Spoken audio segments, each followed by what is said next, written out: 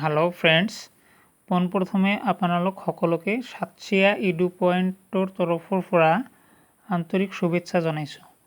Friends, আজি আমি আগন্তুক অসম টেটৰ গণিত বিষয়ৰ সংখ্যা প্ৰণালীৰ বিষয়ে অলপ আলোচনা কৰিম।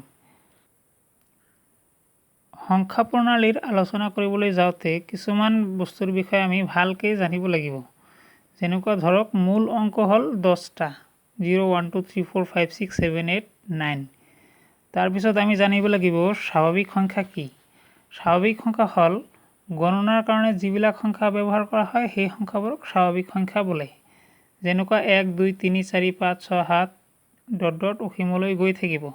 স্বাভাৱিক সংখ্যাৰ প্ৰথম আটাইতকৈ সৰু পদটো হ'ল 1 আৰু আটাইতকৈ ডাঙৰ পদ নাই।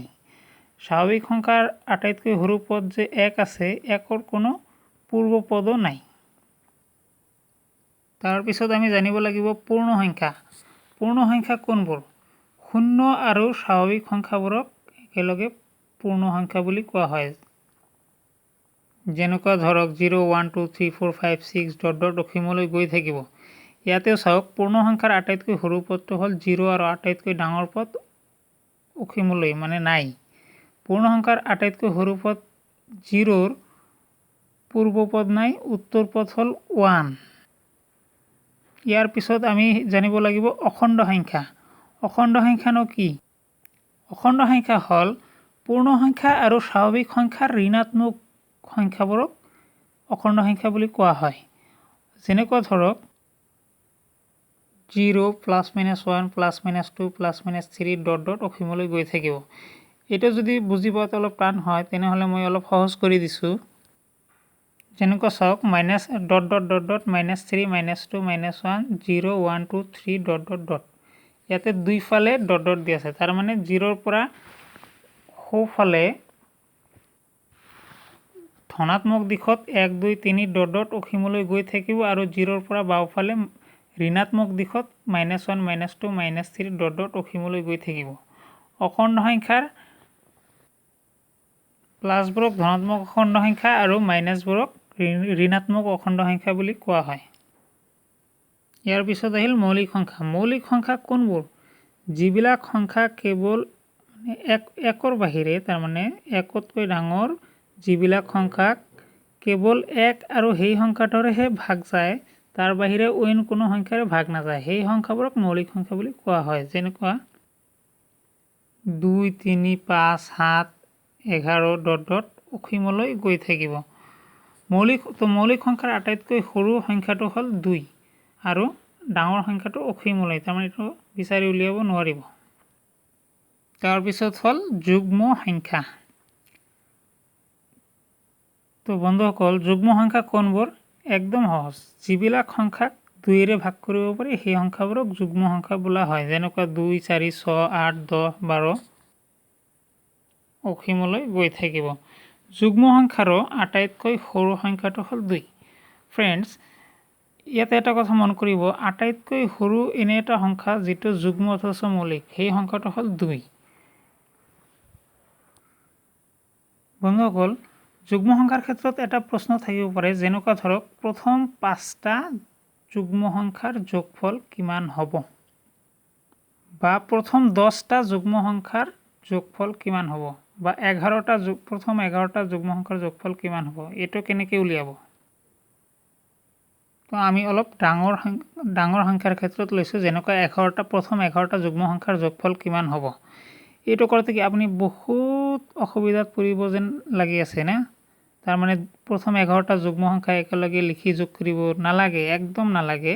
আপুনি ডাইৰেক্ট কি কৈছে, প্ৰথম 11টা যুগ্ম সংখ্যাৰ যোগফল, অৰ্থাৎ 11 আৰু 11ৰ পিছৰ সংখ্যাটো পূৰণ কৰক। 11 আৰু 12 পূৰণ কৰিলে কিমান হ'ব চাওক। 11 2 গুণ 22, 22ৰ 2 7 2, 11 1 গুণ 11 আৰু 2 13, 132। অৰ্থাৎ প্ৰথম 11টা যুগ্ম সংখ্যাৰ যোগফল কিমান হ'ব? 132। আপোনাৰ যদি বিশ্বাস নহয় আপুনি বেলেগকৈ কৰি চাব পাৰে, এইটোৱে ওলাব গেৰাণ্টি। তাৰপিছত আমি জানিব লাগিব অযুগ্ম সংখ্যা। অযুগ্ম সংখ্যা কি বা অযুগ্ম সংখ্যা কাক বোলে?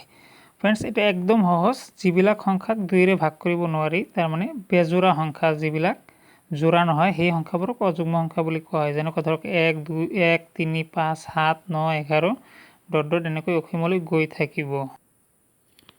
তো ফ্ৰেণ্ডছ ইয়াৰ উপৰিও আৰু কিছুমান কথা মনত ৰাখিবলগীয়া, যেনেকৈ ধৰক 1 অংকৰ আটাইতকৈ সৰু সংখ্যাটো কিমান হ'ব? 1 আৰু ডাঙৰ সংখ্যাটো 9। 2 অংকৰ আটাইতকৈ সৰু সংখ্যাটো কিমান হ'ব? 10 আৰু আটাইতকৈ ডাঙৰ সংখ্যা হ'ব 99। 3 অংকৰ আটাইতকৈ সৰু সংখ্যাটো কিমান হ'ব? 100 আৰু আটাইতকৈ ডাঙৰ সংখ্যা হ'ব 999। সেইদৰে 4 অংকৰ আটাইতকৈ সৰু সংখ্যা হ'ব 1000 আৰু ডাঙৰ সংখ্যা হ'ব 9999। 5 অংকৰ আটাইতকৈ সৰু সংখ্যা হ'ব 10000, আটাইতকৈ ডাঙৰ সংখ্যা হ'ব 99999। তাৰপিছত এটা কথা মনত ৰাখিব, সেইটো হ'ল দুটা যুগ্ম সংখ্যাৰ যোগফলটো যুগ্ম সংখ্যা হয়। অৰ্থাৎ আপুনি যদি দুটা যুগ্ম সংখ্যা যোগ কৰে, যেনেকৈ ধৰক 2 আৰু 4 যোগ কৰিলে 6 হয়, 4 আৰু 6 যোগ কৰিলে 10 হয়, 6 আৰু 8 যোগ কৰিলে 14 হয়, যোগফলটো যুগ্ম পাই থাকিব। তাৰপিছত মনত ৰাখিব যে দুটা অযুগ্ম সংখ্যাৰ যোগফলটো যুগ্ম সংখ্যা হয়।